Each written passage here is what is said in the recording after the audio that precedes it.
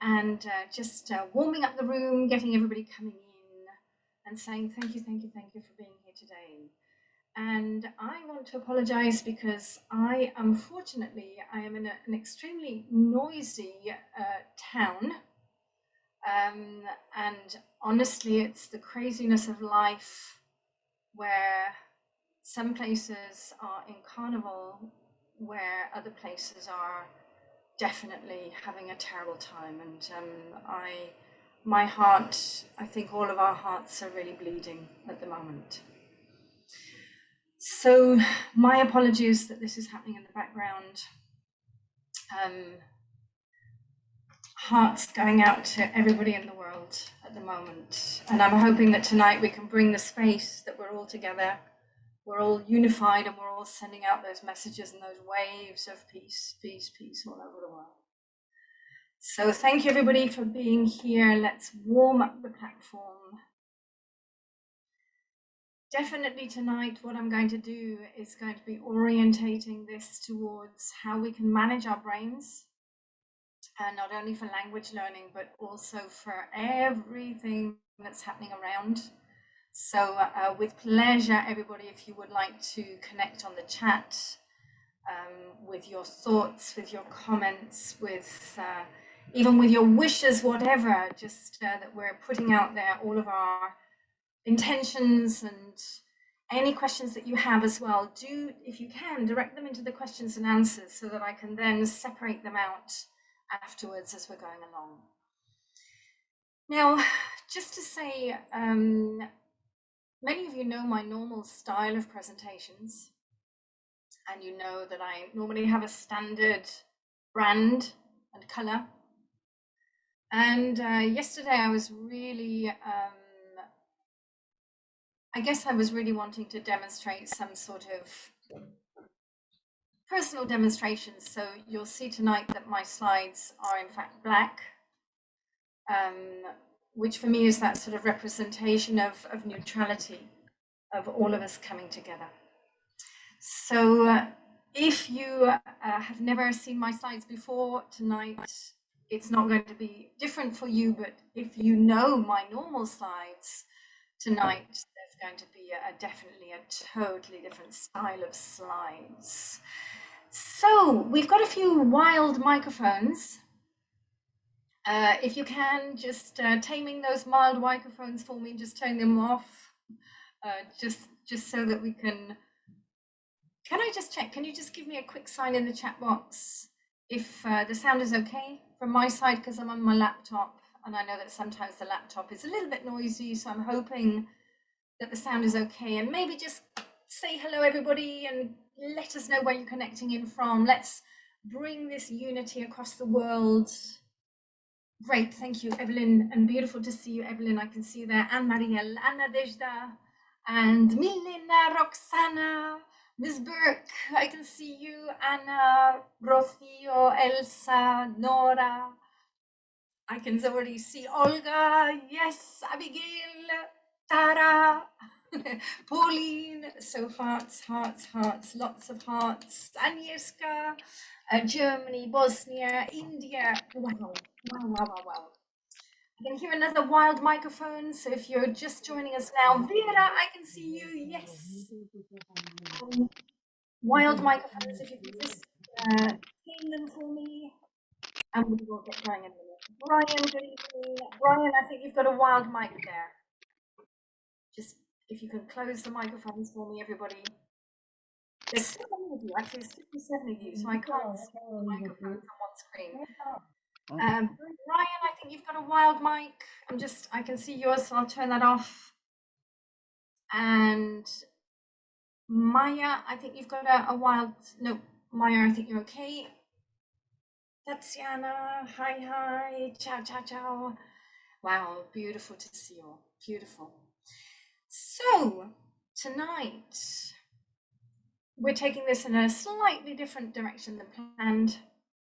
We're going to bring in this feeling of coming together, sharing brain space together. And we are going to come into metacognition, but you know, if you have any questions about how to manage any situation with the brain, as we are all experiencing at the moment, extreme situations, then please, if you have any questions along the way, just put them in the questions and answers. And at the end, I will be coming into sort of opening the microphones, opening the floor. Let's get going. As I said at the beginning, please forgive me for the noise in the background. If you can hear background noise, my apologies, there's nothing I can do about it. And in fact, to share with all of you, I'm actually in the wardrobe nearly. To block out the sound, I've actually come to the area where the wardrobe is, which is crazy. So if you see me in a strange place, it's because of that sound. Right, metacognition, let's get on with this. You know, when we think about neuroscience, when we think about neuropsychology, when we think about the brain, we know that from the 1970s, we started to have the neuroscientific evidence. We started to have the proof of so many things, and the research has been non-stop over these last 50 years. My question is, how come over these last 50 years, neuroscience, neuropsychology, neuroeducation is not more embedded in everything that we do? And when you think neuroeducation, the Dana Institute, the Dana Foundation in the 1990s developed this trend of neuroeducation, bringing education together with the neuroscience and the research. Again, what's the reason that this is not more integrated into everything that we're doing? Why are we not living this more? So now we're 2022, we're at this point where obviously life over the last 2 years has changed, life is changing, and we are still in horrendous changes. So now is the time where we are going to have to get very serious about this question of how to take more notice of our brains and how we can help others to come into that as well. Now, metacognition is really an interesting word because it has what I think are many dimensions to it. And this is what we're going to be unpacking this evening. What are the different dimensions to metacognition? Firstly, let's come into what is neuroscience. Now, oh, 1 second, I've still got people in the waiting room. Goodness, my apologies. I'm terrible with this waiting room thing because I'm just going to stop the share, everybody, because I thought I had enabled the waiting room and it seems that I hadn't. So just let me get everybody coming in. Welcome, welcome, welcome, everybody. My apologies. We have this waiting room which should be enabled, but I see that you are inside there. My apologies that you were in that waiting room waiting to come in. Welcome. Let me get back to the slides. And we're just at this point where we're asking the question, what is neuroscience? Many of you have done the course with me. Many of you know that I asked this question, what is it for you? Most of the people, I think, have this concept that neuroscience is about the brain. We have to change that a little bit because we have to really understand that it's about neurons, it's about nerve cells, it's about the nervous system which has the neurons. So yes, we have the central nervous system, the spinal cord, encephalon. Obviously in the brain we have billions of nerve cells, but we have nerve cells throughout the body. We've got a wild microphone out there. If you can just close your microphones, everybody. Whoever has the wild mic, if you can just close for me. Wonderful, thank you. So coming back to the neurons, we have millions of neurons in the gut. This actually fascinates me because more and more research now is connecting Alzheimer's, dementia, brain illness with gut bacteria. And this now becomes something that we have to become conscious of. We are not just a brain, we're not just a heart, We're not just various organs in our body, we are a holistic whole. And the question is, how can we start to understand this holistic whole that we are? And I think we're just starting to come into this more and more. So when we talk about neuroscience, we're not just talking about the brain. Yes, most of the research is about the brain, how we learn, how we function, how we react, but there is a whole body of research researching the heart, the neurons in the heart, researching the neurons in the gut, and researching this interconnection. Now, you know, a lot of the research is focused on PET scans, CAT scans, MRI scans, fMRI scans, but we now are also coming into feedback, biofeedback. And that for me is very, very interesting. We're starting also to look at photomodulation, you know, the infrared and the impact that it has on our cells, on our brain, on our bodies. So these are new areas of research that are coming in. And again, everything is about helping us to understand ourselves as a holistic whole and not just disjointed. So what is metacognition? Well, isn't it fascinating that our brain gives feedback to every single part of our body? What gives feedback to the brain? The only thing that can give feedback to the brain is the brain. And this is where we have to start to understand that metacognition is really mostly about becoming the observer of self. So we have to train our brains to observe itself. Absolutely fascinating when we start to get into this question of, okay, how do we do that? Now, we're going to be looking at this from 3 different perspectives. We're going to be looking at it from the learning how to learn, empowering learners to really understand how they learn something, how they take in information, how they process it, how they memorize, etc. Then we've got the different perspective of enhancing cognitive skills. And finally, we've got this perspective of being aware of ourselves, managing ourselves. So firstly, I want to show you the research. You know, there's a lot of research about neuropsychology, about how we learn, about even this question of metacognition, but this for me is one of the best demonstrations regarding what metacognition means.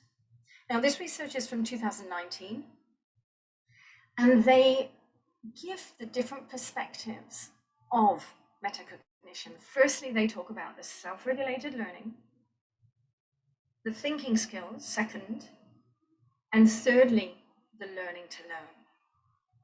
And they tried this in schools with learners of various ages, from primary to university, and even with disadvantaged learners, struggling learners.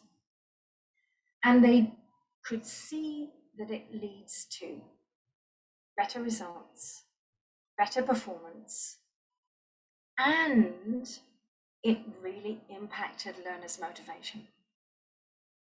I call it the fireball, because when people start to understand themselves and they start to see how they can optimize and maximize their functions, they start to get more and more motivated.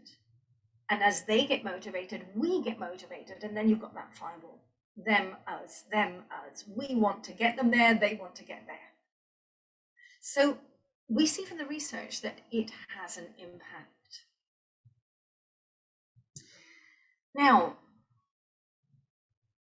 if we want our learners to come into this space of metacognition, we, the educators have to understand it first. We have to know that the awareness really happens with us. The more aware we become, the more we can help them to become aware. And the more we can empower them, the more we can help them to start understanding how to observe themselves, know themselves, and really optimize themselves, if you like. Definitely, we all have a unique brain. May I say that I'm not quite sure that we know or fully understand how amazing we all are. Each and every one of us worldwide, what is going on in here is incredible. And it's each and every one of us. We have unique brains. Now, some neuroscientists say, a third of the makeup of the brain is genetic, and 2/3 what we put in it as individuals throughout our life. Some say a third, some say 2/3, some say a quarter and 3/4. Honestly, I don't think the exact quantity matters. I think what matters is that we now really can understand that your genetic part is totally different to mine and everybody else's in this room. And what you have experienced and lived through, life, is totally unique. Now, as an educator, that for me is the first premise. Every person sitting in front of me has a totally different perspective of life, has a totally different perspective of learning, of taking in information. We've lived for how many hundreds of years where we, the educators, say to the learner, you have to adapt to me. No more. We have to start to adapt to them. And this, I think, is what's happening with children of today. So many children of today are getting left by the wayside because the teachers can't adapt to them and the learners can't adapt to the teacher. So it's like we're on different frequencies, right? On different planes. The more that we can really appreciate the uniqueness of every single learner, and I know that's going to be difficult for us, but it's not impossible. And this is where we're learning how to manage these situations. So what is metacognition? Well, we're going to take it step by step. We're going to go into each of these different parts. And the first part we're going to go into is definitely this part of learning how to learn.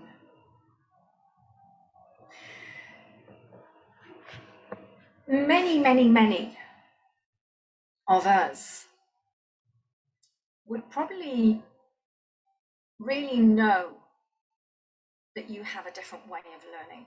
I have a definite way of learning. How many of you have definite ways that, let me just say, that you know works for you? Just give me a quick nod in the chat box, a quick smiley, a quick whatever. Oh, and I've just seen that somebody's asked about the NeuroHeart educational coach, Dorota. So maybe at the end, I'll come back to that for you and I'll just clarify, because we are creating two different types of coaches with the Neurolanguage and the NeuroHeart. So we've got yes, Vivian, yes, Olga, yes. I can see quite a few people saying yes, you've got definite ways of learning. Yes. Well, isn't this amazing? Because, and by the way, Virginia, I can see that you're there too. Isn't this amazing? Because the neuroscientists now say that learning styles are a myth. Let's just look through the history of the research. Because actually in 2012, the neuroscientists were saying, yes, there are styles. And when you learn in that style, then it really is getting better results. But then I think the neuroscientists went into overdrive, and in 2013, they identified 71 learning styles. How crazy is that? And then from 2015-16 onwards, we see the body of science developing from Tracy Tokuhama Espinosa, especially University of Harvard, where she is coming into this science of learning. And that's where we then see that learning is improved when we have multiple sensory input. Now, I don't disagree with that. In fact, we know absolutely the more sensory input and multiple sensory input, the better the impact. Undisputable. However, if I know my learner has a predominant way of learning and it works for that learner, I'm going to be getting my learner to really come into that. Okay, my learner may be open to other ways, and we could explore and discover together other ways. We could really test and try things out and see what works for that learner. But I know for me, writing is key. If I write something down, I've got a photographic memory. So you can give me any other way of learning, but I know that works for me. And you may have somebody else who reading aloud, it imprints, or just listening, it imprints. We're all different. What I always say, and when I'm working with you on the course, and a lot of my coaches, I think you're trying this with your learners, find out from your learner. Have that conversation with them. How do you like to learn? What works for you?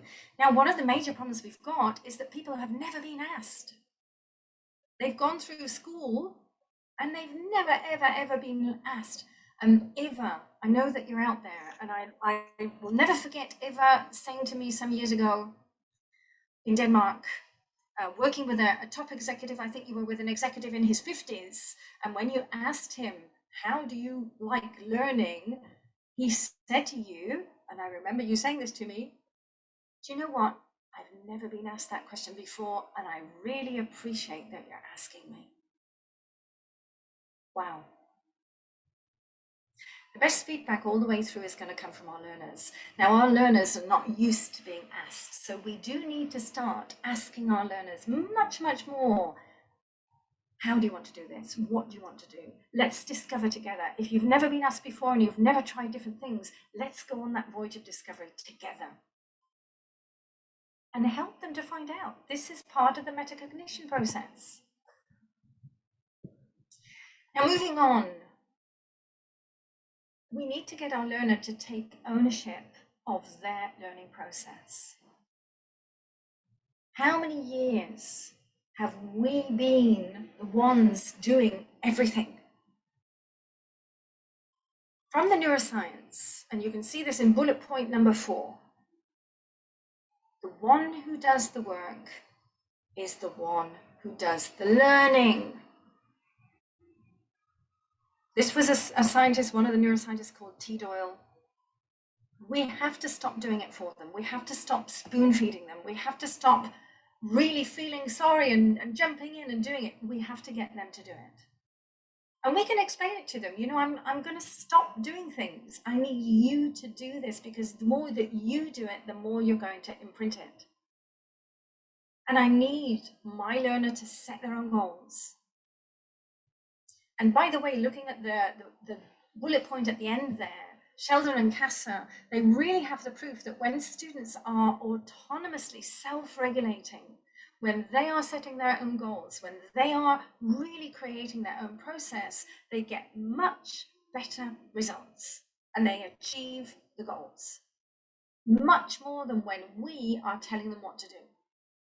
So we need them to get their own goals, get their actions, get their motivation coming out, their commitment. We need to go into co-creation with them. We need to be co-creating. Instead of us preparing, I've had so many teachers say, I'm preparing. We have to stop doing that. We can either get them preparing or we co-create together. That's going to be much better for them, for their learning.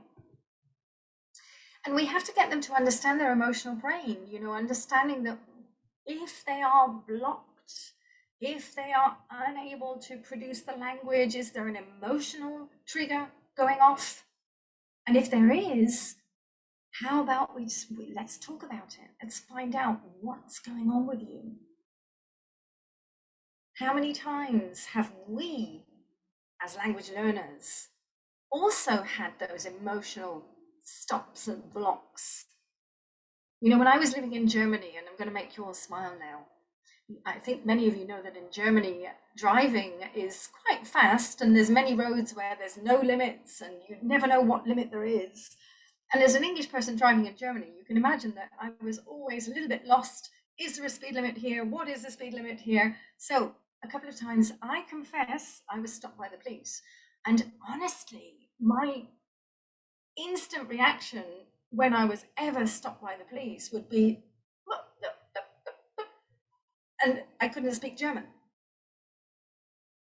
I know that in those moments, I totally shut down. And luckily, many German policemen are wonderful, and they actually always spoke to me in English. And that then helped me to calm down and then come into a little bit of German. But if we can help our learners to understand that this is normal, it's not just them. And we can explain about the fight or flight and explain them how to manage those moments. So all of this is about the learning process and understanding that when we go into those emotional triggers, we are responding with survival mechanisms. We've got the adrenaline, the cortisol, the body, the fight or flight or freeze. We've got hippocampus, prefrontal cortex, depleted resources, and we've got definitely an affected learning process. People cannot learn. So again, by helping our learners to regulate themselves, by talking to them about what is happening, that is also going to get them into metacognition, being aware of themselves.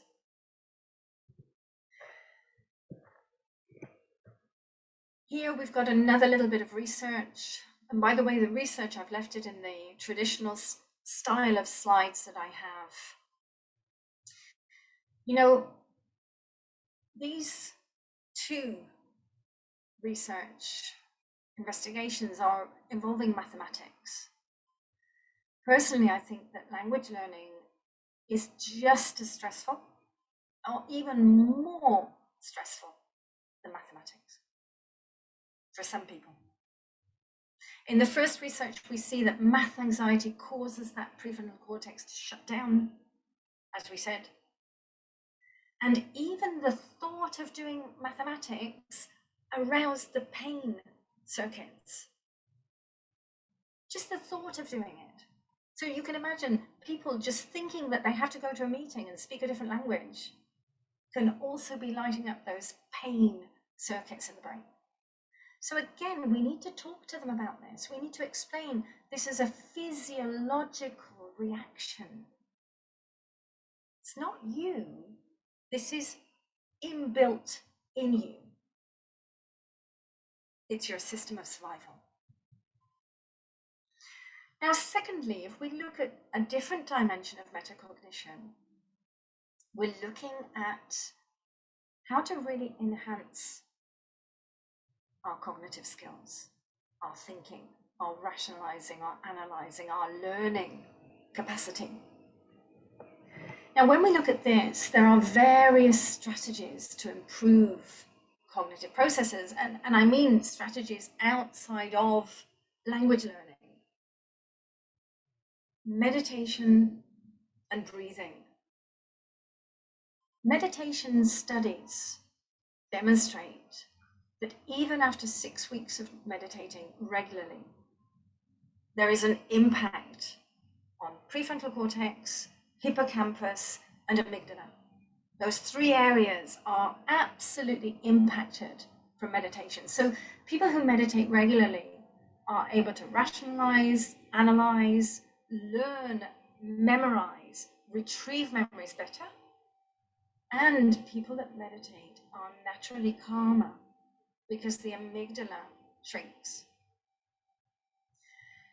Now, may I also say, breathing instantly changes the electricity in the brain.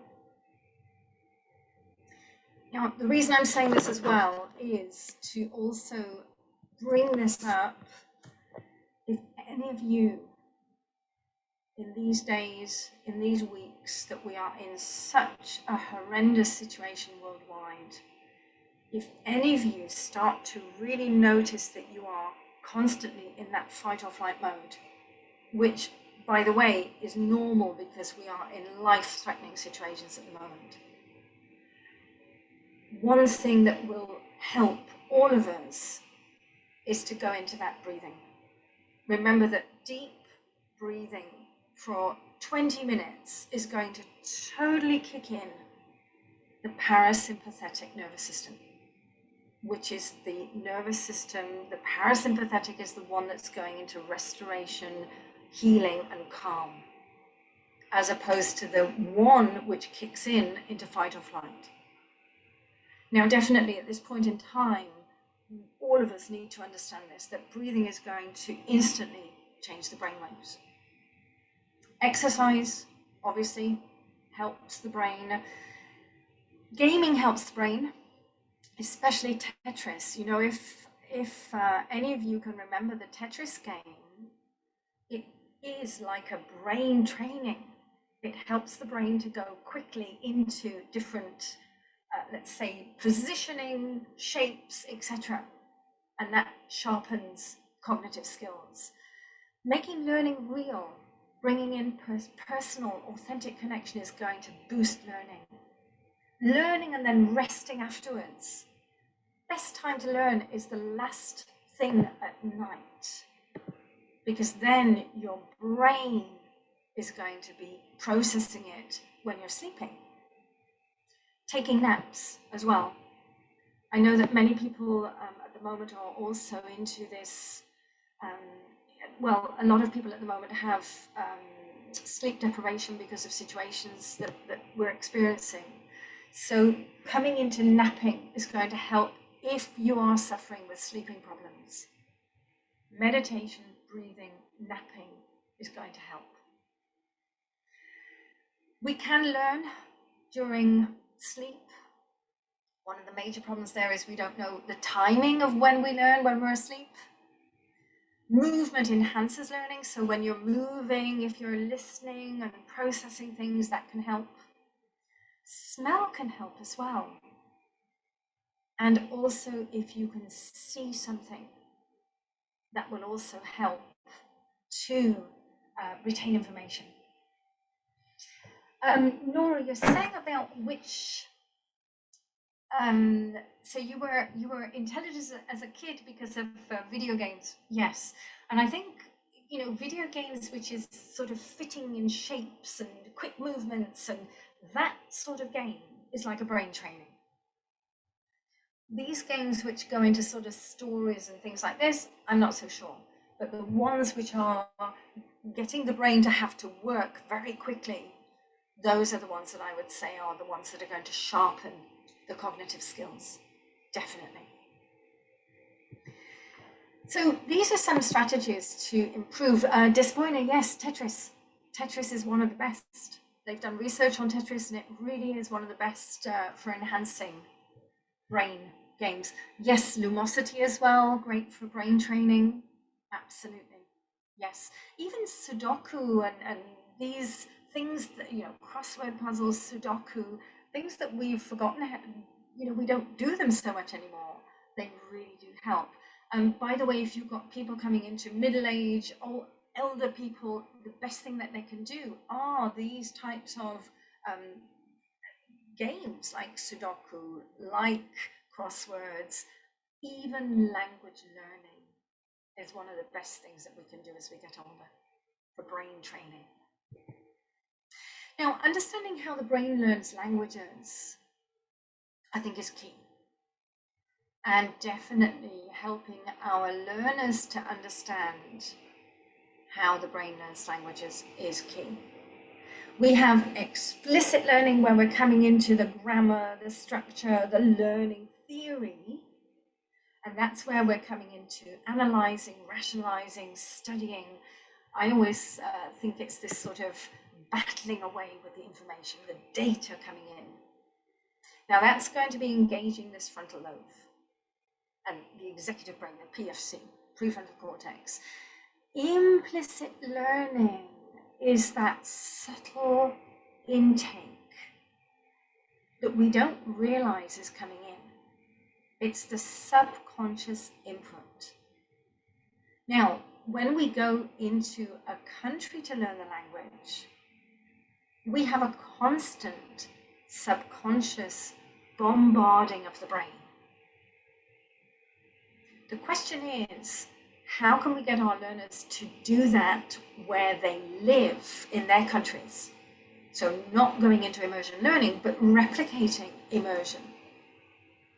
I was saying this to one of my groups recently. You know, there was one particular word which I remember sitting on a plane and going through the emergency procedures in German and seeing the word Maximkeit. And thinking, I know that word. How do I know that word? When I realized how I knew it, it was really amazing, because I could remember going up to my flat in Germany, three flights of stairs, and halfway there was a fire extinguisher. And obviously, every single day, I saw that fire extinguisher and it had writing on it. And that's where I knew the word from. It's phenomenal what the subconscious brain is taking in. Remember, our subconscious brain is awake 24/7. It's absorbing everything. How we process that information, normally it's just not even observed, it's not even thought what is coming in there until we get it into that sort of recognition. So, very, very important to understand. Language learning can go faster when we have explicit and implicit. If we only have implicit, like little children, it takes us about 5 or 6 years to learn our native language implicitly. If we only learn explicitly, like adults, once a week with the teacher, it's going to take us years. If we've got both inputs, that's when we really can, I'm going to say, propel the learning process, and maybe even learn in 1 year. I've had people learning a language in a year when they are explicitly and implicitly inputting. Again, it's about getting the learners to understand this. The more that the learner understands this, the more that they're going to try and do some subconscious inputting by themselves. And they'll be surprised. One of the ladies in, actually a lady in Ukraine, Natalia, she came to Greece and she did the session with me in Greece, and she wanted to learn Greek. And after we'd spoken about this, 6 months later, she connected with me and she said, Rachel, you wouldn't believe just how much Greek I've learned through listening to group songs. She took on that subconscious input and she had phenomenal results. What could your learners do to increase that subconscious input? And how can we provoke these connections? I always say that as a neurolanguage coach, we are provocateur par excellence. We have to know how to provoke. We have to know how to get the right questions going, how to help them to scaffold, to really get them to pattern and get words connecting, get ways of the grammar connecting, whether in one language or another language? How is it different? How is it similar? Where is it different? What are the differences? What are the similarities? And the more we get them to do that, the more they themselves are going to start patterning. That's what the brain does. The brain is a connection machine. That's what David Rock calls the brain, a connection machine. So if we understand that, and if we really understand that the brain is constantly trying to scaffold on what it already knows, that's where we can try to increase how we make those connections. How the brain likes to learn, let's just summarize. The brain loves real and personal. The brain tries to understand everything, so we need to help them to find a meaning to everything. The brain likes little chunks. If the brain sees one big mess, fight or flight. If we break it down, the brain is happy, quiet. Scaffolding, building on previous knowledge, spacing it out, bringing certainty to the brain. Psychological safety and certainty will also keep the brain calm. Focus and attention, really getting the brain to focus in step by step. And as I said, creating the patterns and the logical order. Now, finally, metacognition means being aware. And here, firstly, I would say it's about us being aware, the coach being aware. Firstly, being aware of our own impact on the learner, how we speak, how we get them to focus, how we get them into that process, how we manage it together. And then we have to get the coachee to become aware. How many of our learners have negative self-talk? I can't do this, I'm never going to do this. How do we get them to shift the focus, get them into the learning, get them into strategies, solutions, and how do we get them aware of their own processes? You know, the neuroscientists actually say that words matter. Unfortunately, we have, I think in many of our languages, this expression, you know, sticks and stones may break our bones, but words can never hurt us. And I had this beautiful picture of that somewhere, and I can't find it here now, but definitely the sticks and stones expression is wrong. Words can affect us. So we, as educators, we have to modify the way that we communicate. We have to change the words we're using, the questions we're posing, the feedback we're giving, the way that we go into compassion as well, and the way that we're listening, reformulation, reframing. And also remember the way that we are in that process. If we're calm, they're naturally going to be calming down with us. This is the mirror neurons, that sort of reflection of what we are picking up when we're with somebody. And from the research, yes, words can change the brain.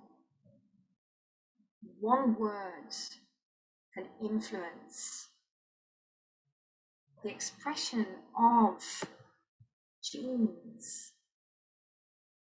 So knowing how to be careful with the words we're using and being conscious. Now, one of the major problems we have as teachers, one of the major problems we have as human beings, is that we often speak without thinking. Unfortunately,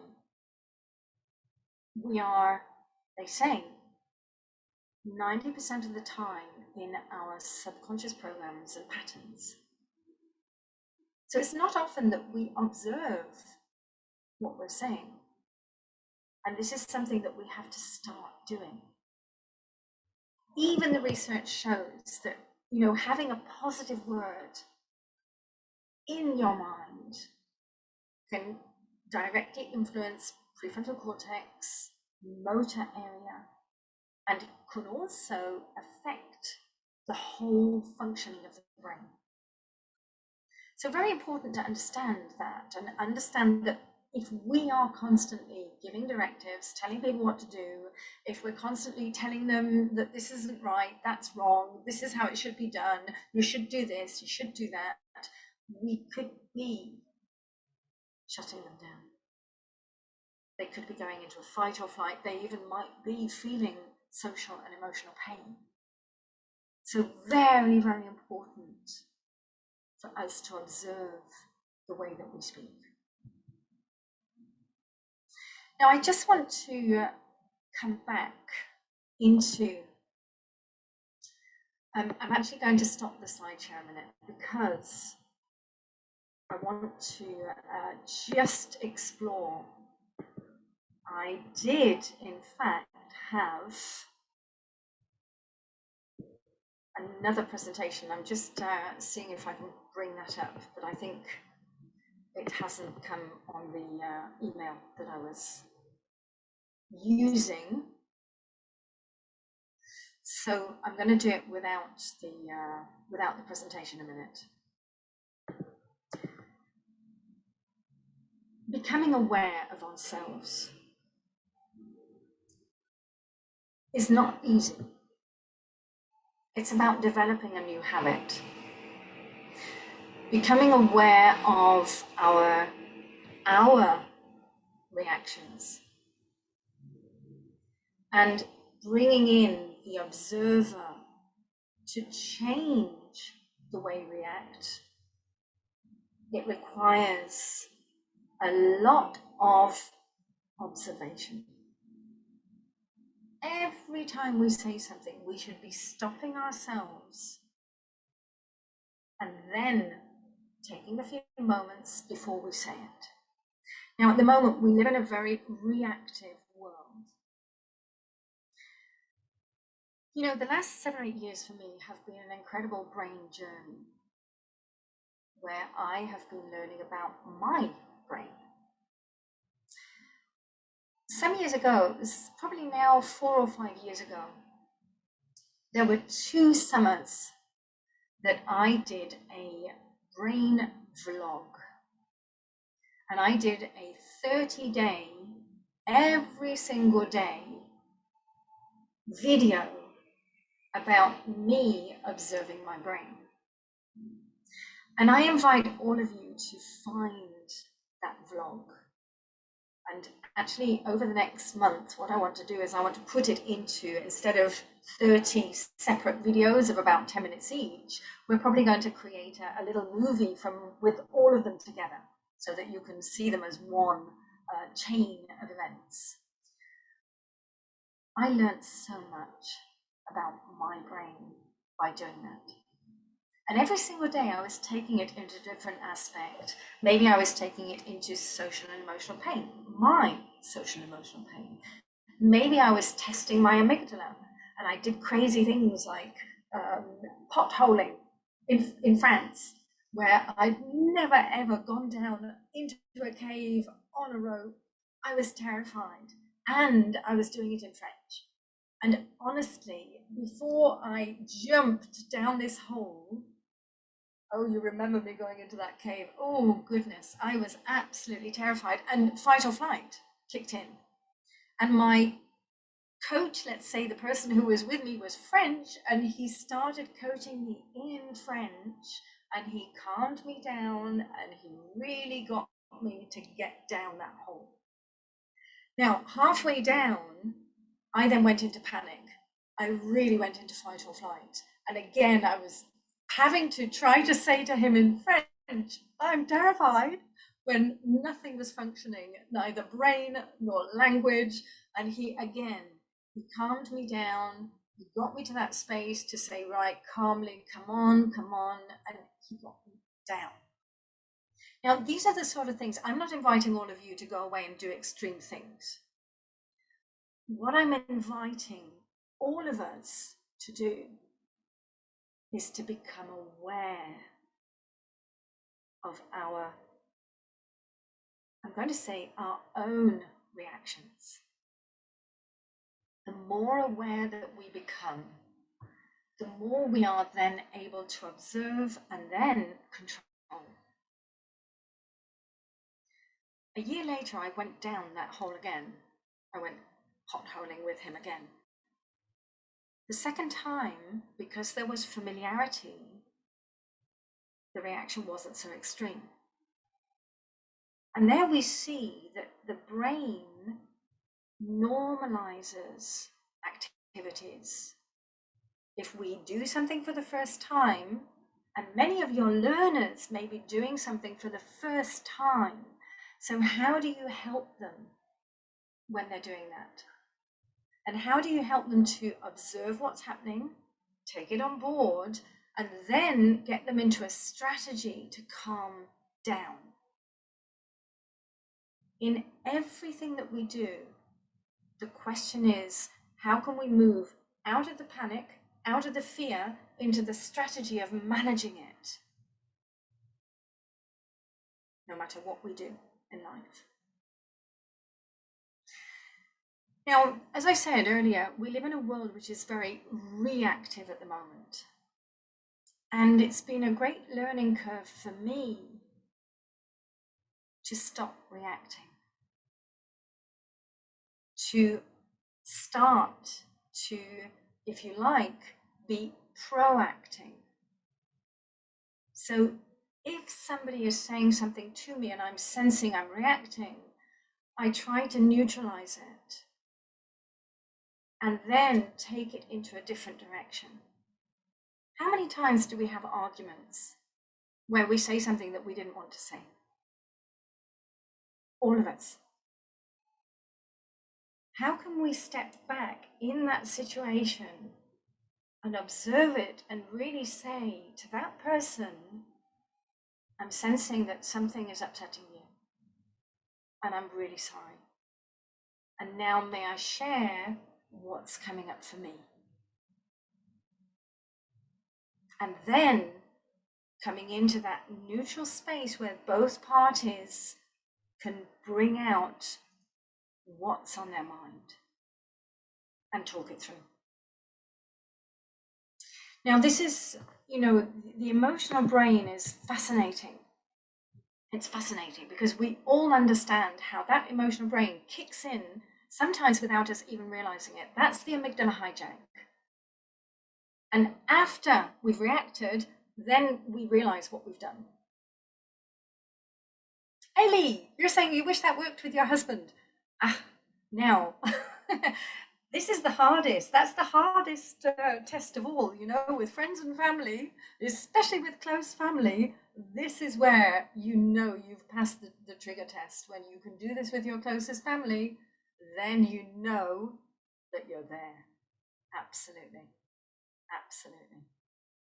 If you can do this with your closest family, wow. Wow. So this is about us as educators, and thank you somebody here, talking the talk, walking the walk. This is about us going into the fire to know what it feels like to be able to help the learner go into their fire with somebody accompanying them, helping them, steering them, not doing it for them, but saying to them, I know where you are. Now, what can we do to help you? And so many times we get learners in such a panic state. If we can help them to come through that and build the strategies, and especially in language learning, and if we can get them to become observers of themselves, that's going to help them as well to learn better, much better. Now, let me go back into this presentation because, we are coming into a new, I'm going to say a new period of time. We're coming into, can we say a new era? Let's put it that way. And everything that we do at the moment, unfortunately, we are very much accompanying traumatized children, traumatized adults, traumatized teachers. We are all in this together.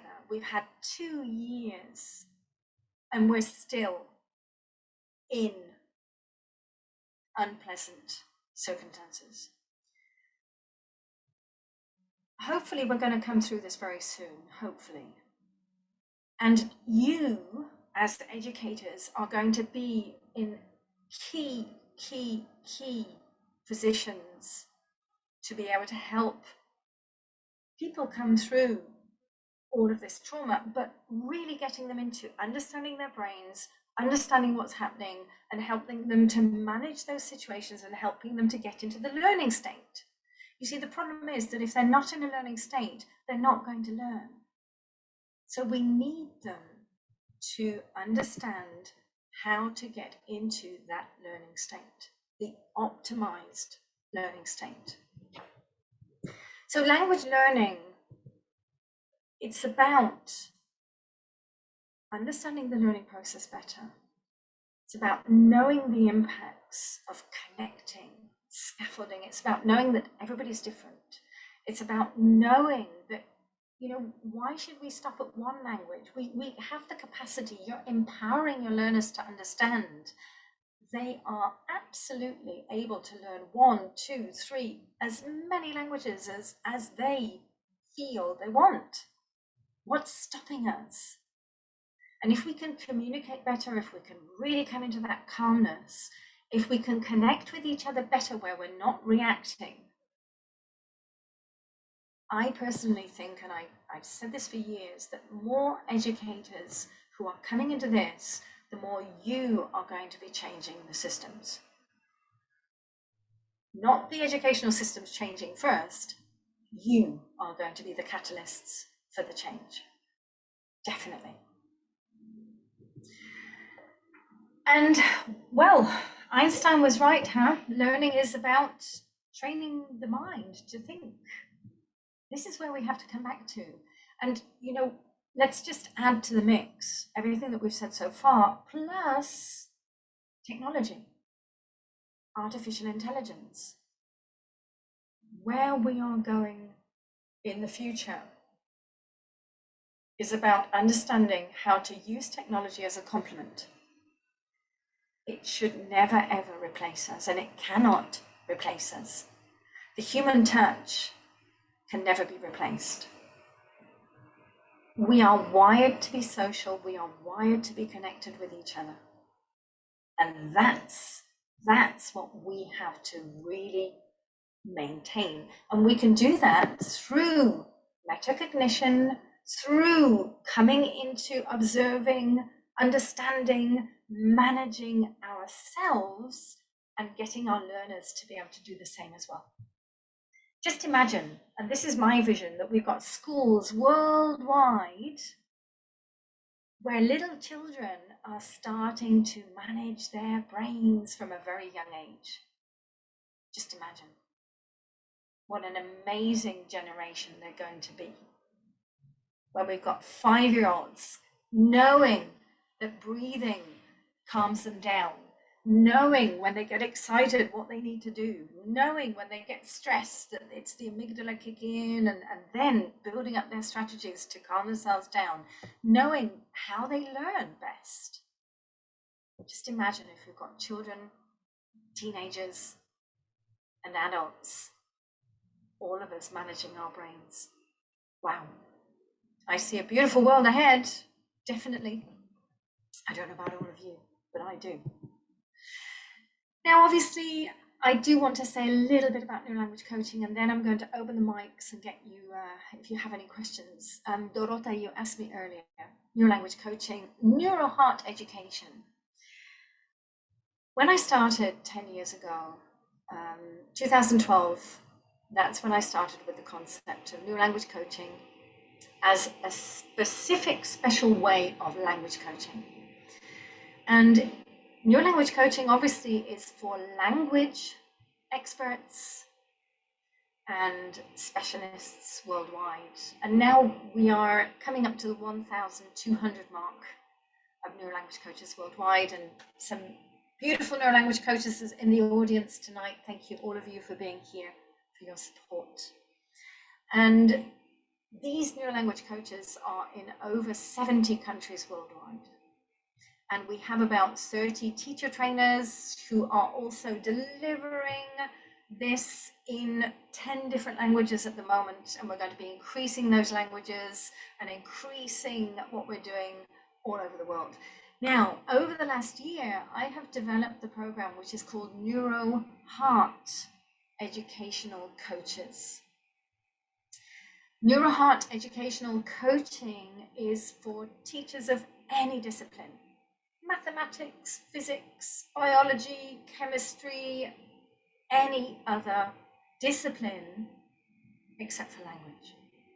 So neurolanguage coaching obviously has a language element where we're understanding how to bring in the language learning process.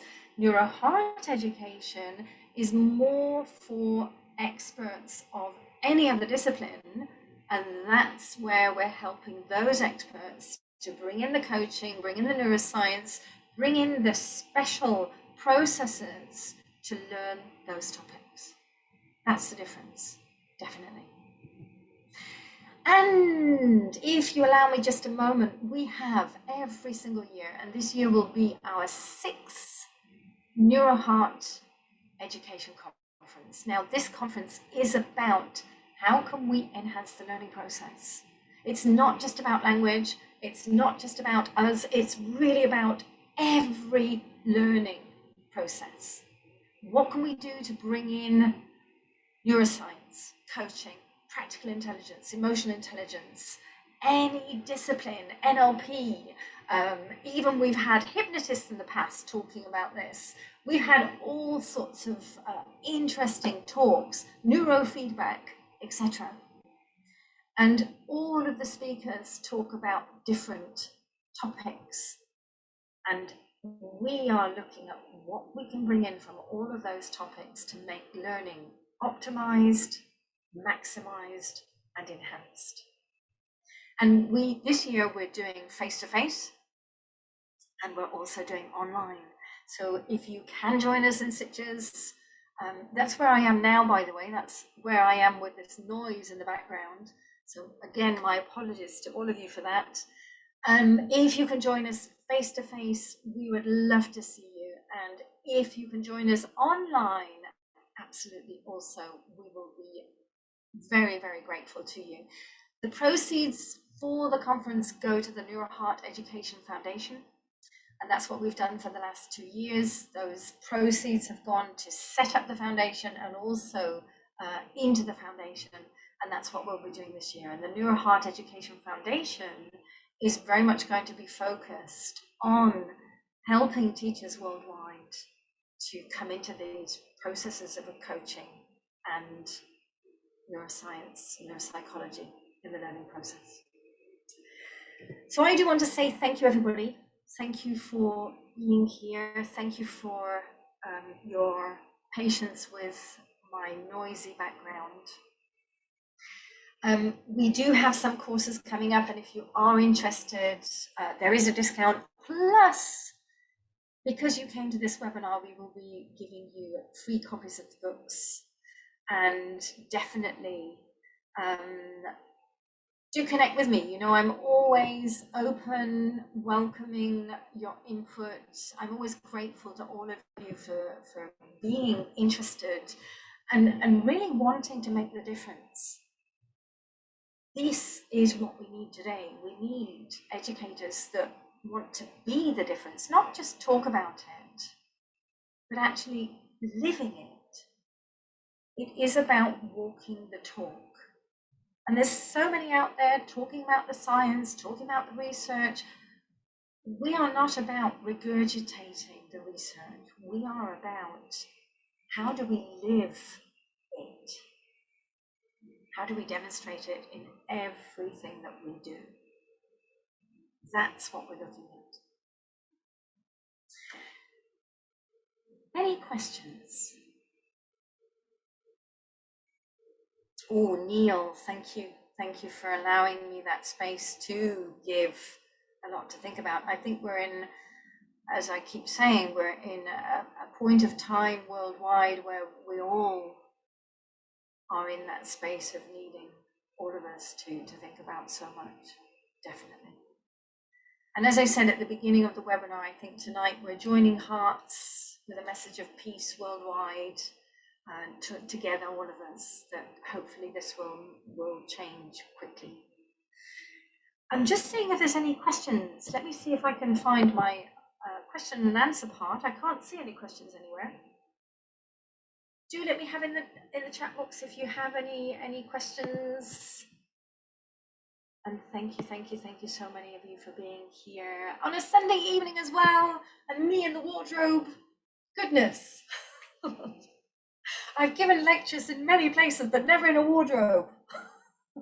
It's crazy, it's crazy. It shows you the dichotomy of life. You know, on the one side, so many extremes in life. And I think the question for all of us at the moment is how to remain neutral when there is so much extreme. And that's going to be a challenge for all of us at the moment, to really stay in that neutral space of love.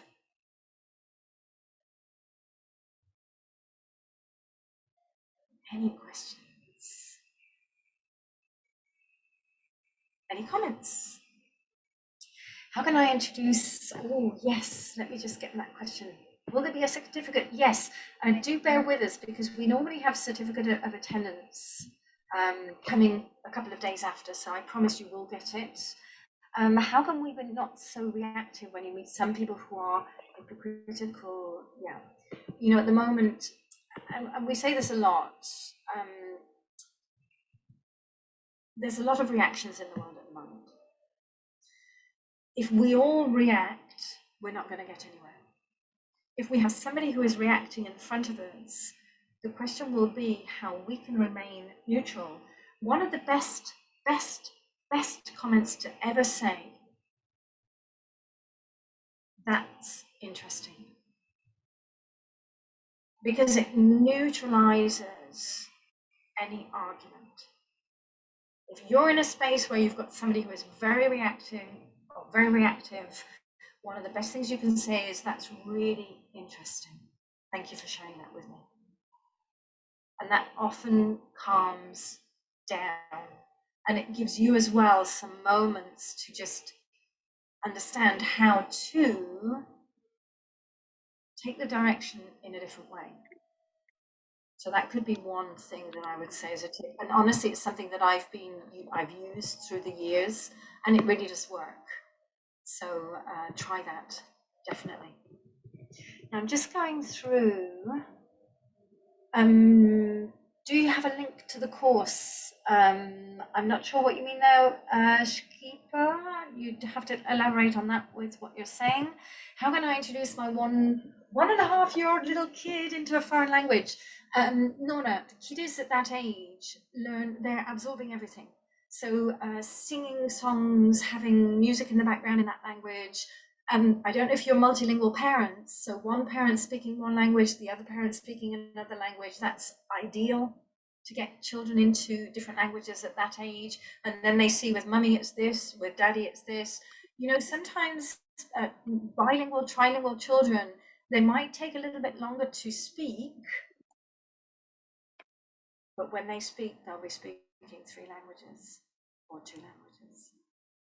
So I've heard this so many times that these bilingual, multilingual children, the pediatricians are saying that they should be speaking by now, there's something wrong. No, there's nothing wrong.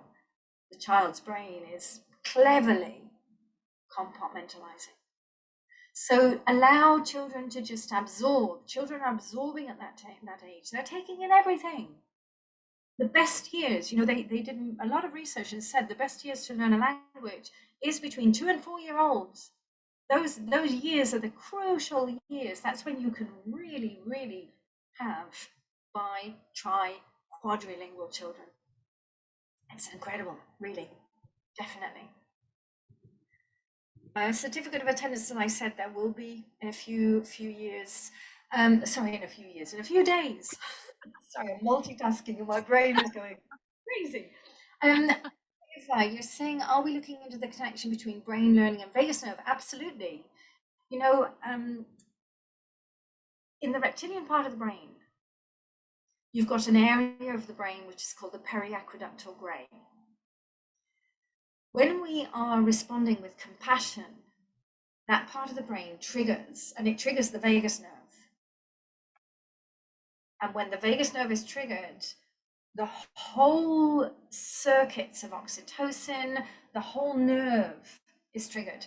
The vagus nerve is the longest nerve in the body, and it connects all the major organs. The vagus nerve is the connector, brain, heart, gut.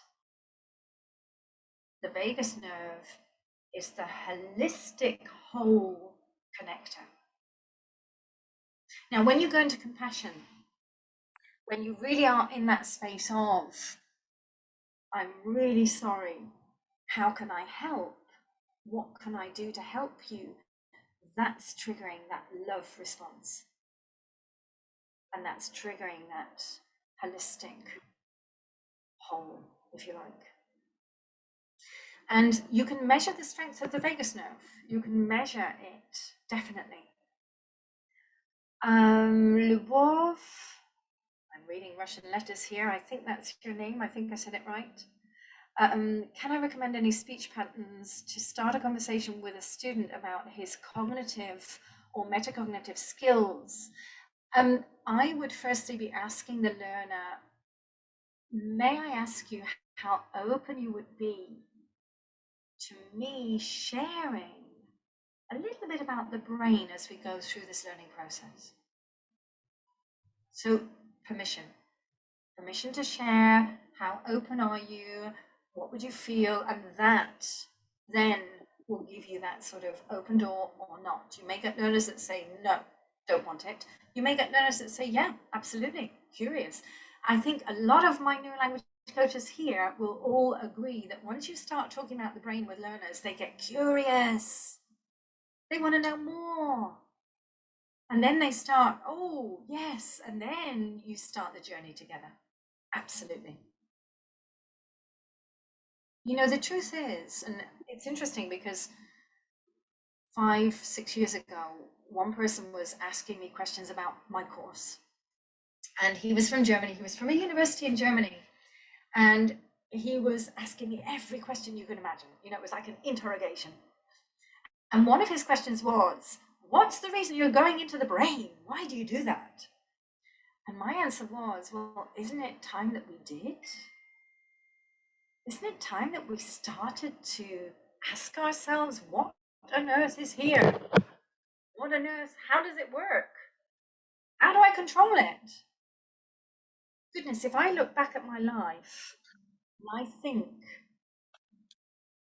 I can look back and see so many things that I did in life because of how I reacted, because of what happened and my response to it, or because of some subconscious patterns that came in through my childhood that now I can see clearly. And now I've worked through them, and now I can change my response, my way of thinking, and it's fascinating, you know, when we start to look at the brain, when we start to manage ourselves, yes. I'm just going through the chat box to see if there's any. Do you have a link to the course? You would have to send me an email and we can try to do that. Is language awareness implicit or explicit process? You know, if you think about the brain, you've got the subconscious at the back, conscious at the front. Now it's the conscious brain that has to become conscious of the brain, obviously. This is the observer, but it's the observer of everything, of patterns, of the thought processes, of what we're thinking at any time, of how we're reacting, what we're doing, how we're learning, etc. Absolutely. So language awareness is more this conscious brain becoming aware and stopping ourselves, you know, catching ourselves, or really training ourselves to something different. And how can teachers empower learners, that their language acquisition of their students? I'm going to be a little bit biased here and say through neurolanguage coaching. definitely, you know, we learn how to empower. That's absolutely what we do, right from the word go. And I see there's so many questions. How can you explain this concept of metacognition to our colleagues, to work together as a real team for the students? Again, Cornelia, this is a journey for each and every one of us. And I think if you're working with colleagues, then it's about opening up that discussion with your colleagues and really creating strategies of how do we do this? Let's work it out together. And then as a team, helping the learners. Yes. Now, I am going to be closing in a couple of minutes. Just let me ask, is anybody wanting to come on the microphone? I can hear there's a wild mic. So I just wondered if somebody wanted to come on and say anything. Rachel, good evening. Good evening, Olga. Good evening, everybody. You mentioned your brain blog. Is it possible to find it anywhere? Because I'm really curious about it. I've tried some of that kind some time ago. Yes. I had lots of discoveries about myself. It was interesting and challenging sometimes, but yes, anyway, it was fantastic. So I'm really curious about your experience, if you could share it, of course. Yes, absolutely. And I want to say, Olga, congratulations that you went on that journey. Self-discovery journey is, oh goodness, it's really a self-discovery journey. If you, I'm going to confess to all of you, I had actually created another slideshow with a couple of other links on it. And the link of the blog was on there. And for the life of me, I've no idea why I've picked up the wrong slideshow. That's what you do when you're in, you know, you all have had this experience, I'm sure. If you go onto Google and you just put Rachel Paling brain vlog, you'll find the link, because there is a page with it on my websites where you've got all of them. Also on Vimeo, it's there, and also on YouTube if you go on there. But definitely, if you put that in on Google, I did that yesterday and it came out. So it will take you there, yes. And just to say to all of you, there will be a recording of this webinar. We are recording it, and you will receive that in a couple of days with that notification about the certificate of attendance. So yes, with pleasure, come back into the presentation, come back into the recording, listen again to everything. And I know there's so much information in 1 hour, so your brains are possibly feeling a bit bombarded. Vera, yes, the NeuroHeart educational coach, is bringing in the neuroscience and the coaching for teachers of any discipline. So Neurolanguage Coaching is language only. NeuroHeart education is for any teacher except language. Biology, chemistry, geography, PE, all those types. Vera, yes, this is the new course that we're doing. So yes, it is. We piloted in November, December, the first group, and in March we're piloting the next group, but definitely it's not for language teachers. Just to clarify, language teachers, Neurolanguage. Any other teacher, NeuroHeart. However, can I just say that NeuroHeart education is the umbrella of everything that we're doing. So as a Neurolanguage coach, you are also a NeuroHeart educator. That is our name. We are NeuroHearters. That's what Gary called us at the conference last year.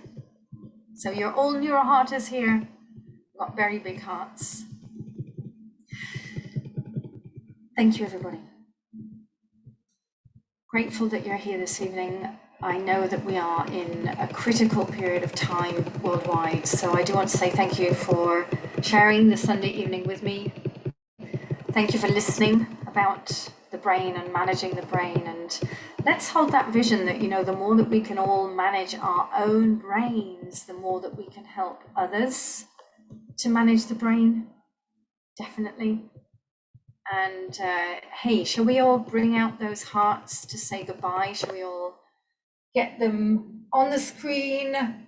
Yes, yes, yes, yes, yes. Sending lots of messages of love and peace across the world. It's always difficult for me to create a heart. So with the fingers.